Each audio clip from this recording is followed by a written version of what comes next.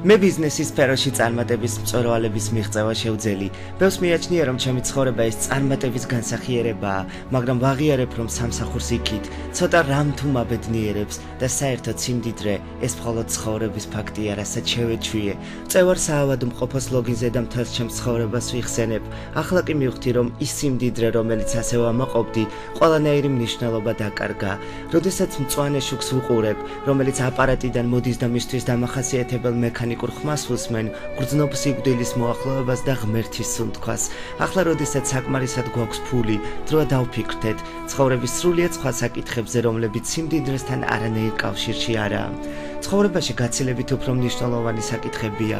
შეიძლება ზოგისთვის ეს ურთიერთობებია, სხვებისთვის კი ხელოვნება ან ბავშვობის ოცნებები. სახელის მოხვეჭისკენ ან ფულისკენ სწრაფვა ადამიანს მარიონეტად ხდის, ეს მეც და მემართა. ღმერთმა ჩვენ გრძნობებით დაგვაჯილდოვა, რათა საყვარელი ადამიანებისთვის გვეთქვა თუ როგორ გვიყვარს.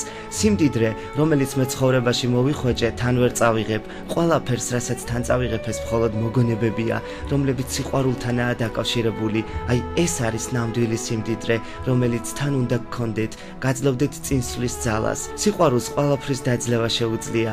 ცხოვრებას საზღვრები არ გააჩნია. მიაღწიეთ მწვერვალებს, რისი მიღწევაც გსურს. წადით იქ, სადაც გული მიგიყვანთ. წადით იქ, სადაც გული მიგიწევთ. ეს ყველაფერი თქვენს ხელშია. ბევრი ფულით თქვენ შეგიძლიათ დაიქირავოთ ადამიანები, რომლებიც ყველგან წაგიყვანენ. სამსახურში ან სახლში ყველაფერს გაგიმზადებენ, მაგრამ არავინ არ აიღებს საკუთარ თავზე თქვენს ავადმყოფობებს.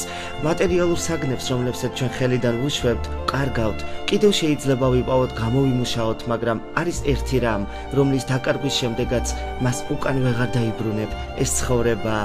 არა აქვს მნიშვნელობა, რამდენი წლის ხართ და რას მიაღწიეთ. თქვენ ყველას დაგიდგებათ ის დღე, როდესაც ფარდა ქვემოთ დაიწევს. თქვენი სიმდიდრე ოჯახის წევრებისადმი, მეგობრებისადმი, ახლობლებისადმი სიყვარულია. გაუფრთხილდით საკუთარ თავს, გაუფრთხილდით სხვებს.